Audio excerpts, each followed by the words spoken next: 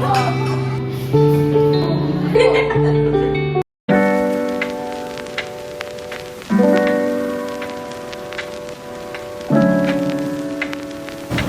day everyone, we are the group 2. So for today, we're going to perform the heating of liquid and the handling of solution. So these are the apparatus that we're going to use for today's experiment. So the first one, we have here the test tube and the test tube holder and the beaker. Next, we have the Bunsen burner, the wire gauze, and the tripod. Next is the sting rod, the universal clamp, and the early weigher flask. And also the reagent solution. Let us now take a look at the laboratory apparatuses that are used during demonstrating the handling of solutions and heating of liquids. So the first one, we're going to perform the heating liquid. So we have 3 equipments for the heating of liquids. We will use the test tube first. So for the test tube, incline the test tube by the use of the test tube holder. Then apply a small flame below the liquid surface and agitate the test tube from side to side. Note that do not point the test tube to anyone. Next, we have the beaker. So place a steering rod in the beaker to reduce bumping of the liquid. A wire gauze is placed over the iron ring to support the beaker and at the same time speeds up the heating procedure. And lastly, we will use the flask. Fill the flask with the solution over a small flame. Flask can be held with a universal clamp or with a strip of paper folded several times as in the drawing. A setup similar to that of the beaker can be used.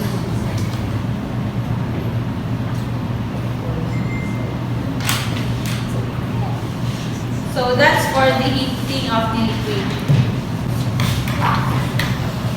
So handling the solutions.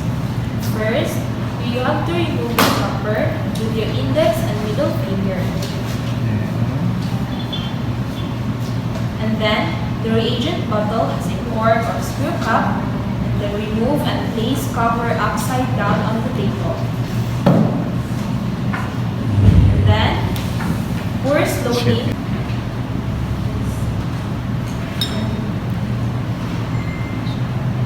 And then to avoid splashing, use a stirring rod in pouring solution.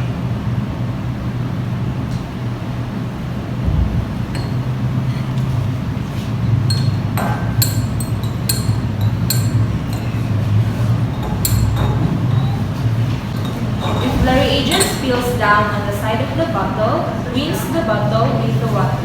If ito siyang na-spill sa bottle sa gilid, you have to rinse it with water. So, we close the reagent bottle and rinse it with the bottle. That's all, everyone. Thank you.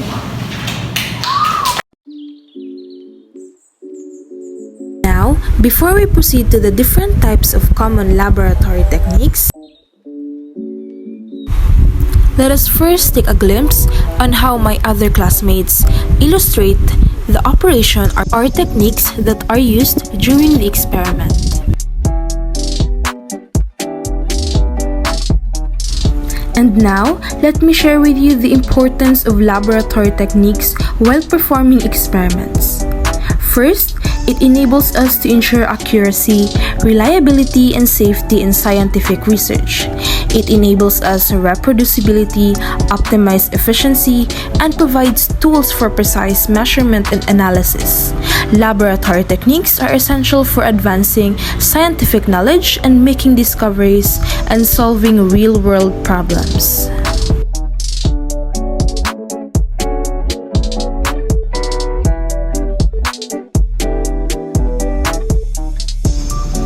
Remember that when performing experiments, mistakes are likely to occur in the laboratory, but this can be avoided if the apparatus you are handling with the technique you are doing are the right ones.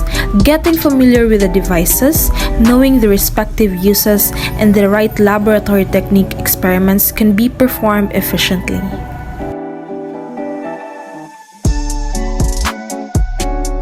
So the very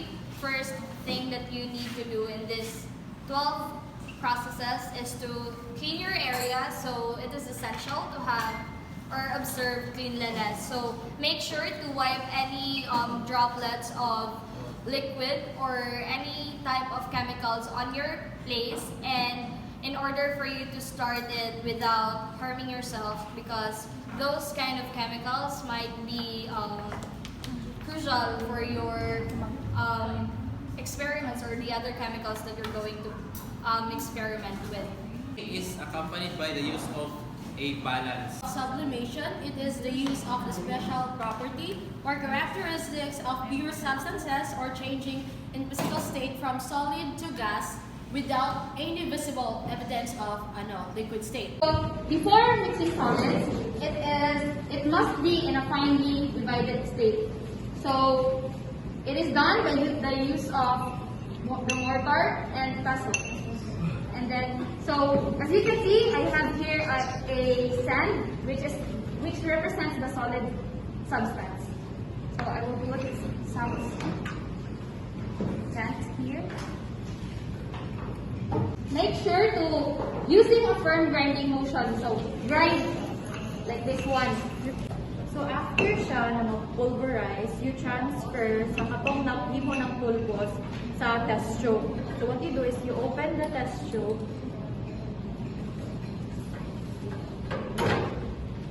You insert the funnel and then isulod din siya. I-transfer din siya. Di pa man ang pulverize. So after din you close it and then i-shake mo siya for about 5 minutes. For equally distribution of the substance, and after 5 minutes, muna din siya, it looks like this.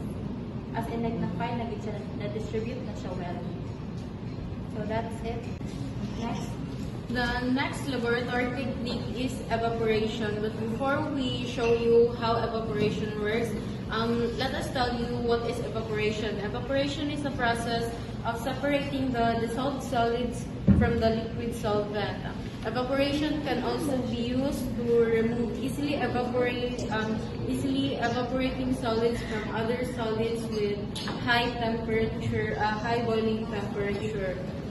First thing you need to do is place, example, this is the solution. Nakalani water lang, but let's say this is water mixed with another solution, and then take the evaporating dish and then pour some solution to it. Ganun, dami sulod. The next. Okay, so, let's assume na itong rubber tubing is pinagputo i-gas. And, so, diba, nalaita natin. So, once nag-emit yung flame, we have to hit the dish.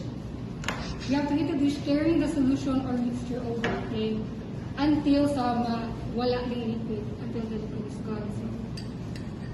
So, gaganunin siya. And then, but we have to note na mag-adjust tayo and dapat small flame yung lalabas so that the mixture does not boil. So, dapat hindi talaga siya mag-boil para ma-avoid natin yung loss of material. So, yun lang siya. That's how the process of evaporation is performed. So that would be all.